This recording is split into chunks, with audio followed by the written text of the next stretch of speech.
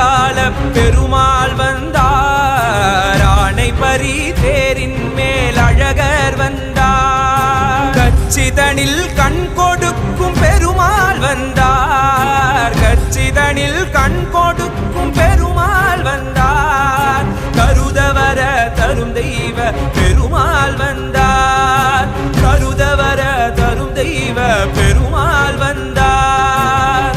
தொழும் கழலுடையார் வந்தார் தாமே தொழும் கழலுடையார் வந்தார் தாமே